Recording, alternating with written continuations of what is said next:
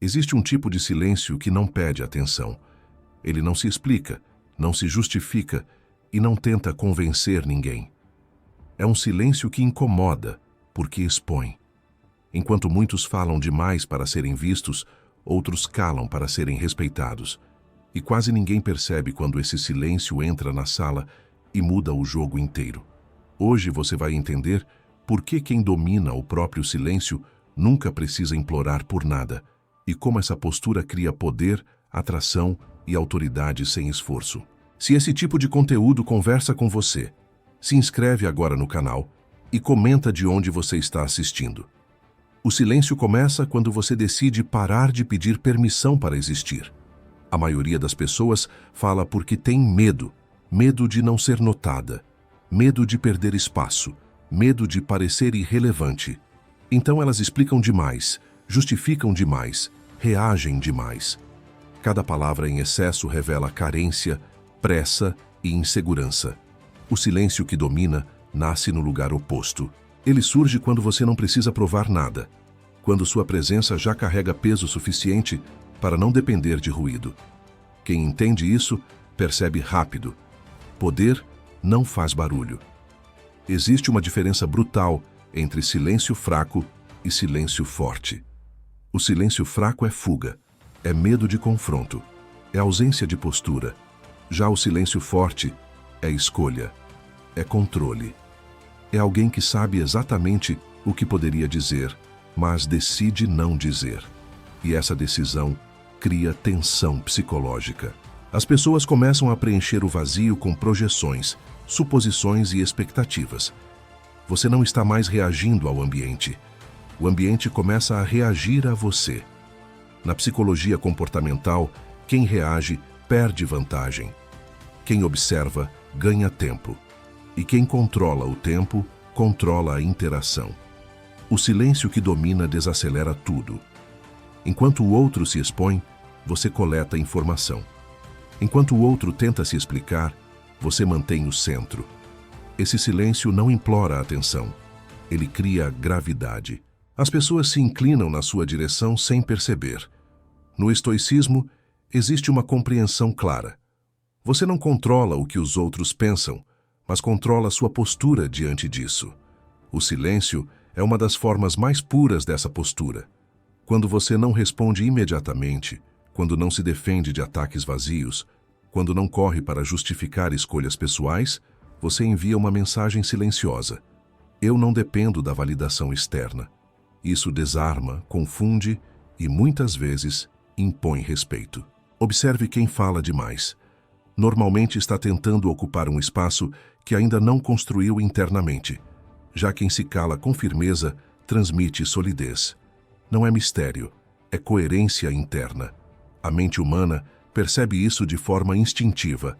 Silêncio bem posicionado ativa curiosidade, projeção e até insegurança nos outros, porque o que não é dito parece sempre maior do que aquilo que é explicado. Esse silêncio também é um filtro. Pessoas impulsivas, invasivas e desrespeitosas se revelam rápido quando não encontram reação imediata. Elas se entregam no próprio excesso. Enquanto isso, você permanece inteiro. Não é frieza, é economia emocional. Cada palavra poupada é energia preservada. Cada reação evitada é poder acumulado. Quem domina o silêncio entende que não precisa vencer discussões para vencer situações. Às vezes, o simples ato de não responder é a resposta mais alta possível. Ele comunica limites sem agressividade. Comunica autoconfiança sem arrogância. Comunica valor sem marketing pessoal. E isso cria uma autoridade silenciosa que não pode ser forçada. O erro comum é achar que silêncio é passividade. Não é. É estratégia. É alguém que sabe que a própria presença já é suficiente. É alguém que não negocia respeito com explicações longas, nem com emoções expostas. Quando você aprende a ficar confortável no silêncio, você deixa de ser previsível. E o imprevisível sempre tem vantagem psicológica. Esse tipo de silêncio não nasce do ego, mas do desapego. Desapego de ser entendido por todos. Desapego de agradar. Desapego de vencer todas as batalhas verbais. Quando você solta essa necessidade, algo muda. Sua postura se ajusta, seu olhar sustenta, seu corpo fala antes da boca. E o mundo percebe, mesmo que não saiba explicar.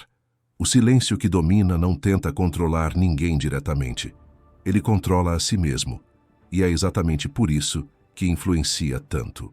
Porque onde há autocontrole, há força. Onde há força, há respeito. E onde há respeito, não existe necessidade de implorar. Quando você entende isso, começa a usar o silêncio como postura, não como reação. Você para de responder provocações pequenas. Para de se explicar para quem não quer entender. Para de competir por atenção. E, sem perceber, sobe de posição no jogo psicológico. Não porque se impôs, mas porque não se rebaixou. O silêncio, nesse nível, não é ausência. É presença concentrada. Existe algo desconcertante em alguém que escuta mais do que fala e reage menos do que o esperado. As pessoas ficam inquietas. Elas querem uma pista, um sinal, uma validação. Querem saber se agradaram, se erraram, se foram aceitas. Quando isso não vem, a mente delas trabalha. E quem faz a outra mente trabalhar, lidera a interação. O silêncio também protege. Ele impede que emoções momentâneas virem decisões permanentes. Impede que palavras ditas no calor do impulso virem fraquezas exploráveis. Quem fala tudo, entrega tudo. Quem seleciona o que diz, mantém vantagem. Isso vale em relações pessoais, profissionais e sociais. O silêncio bem usado evita conflitos desnecessários e, quando o conflito é inevitável, posiciona você acima dele. Há um ponto em que o silêncio se torna identidade. Não é algo que você ativa de vez em quando. É como você se move no mundo. Você fala quando agrega. Cala quando percebe que o outro ainda não merece acesso à sua mente, porque palavras são acesso. E acesso não se dá a qualquer um. Isso não é soberba, é discernimento. Pessoas inseguras confundem silêncio com desinteresse ou fraqueza. Pessoas maduras reconhecem como autocontrole. E pessoas manipuladoras odeiam. Porque não conseguem te ler com facilidade. Não conseguem te puxar para o campo emocional delas. Não conseguem te acelerar. O silêncio quebra o ritmo de quem tenta dominar pela pressão. Existe também o silêncio diante da própria dor, não para reprimi-la, mas para não transformá-la em espetáculo. Quem sofre em silêncio não está negando o sofrimento.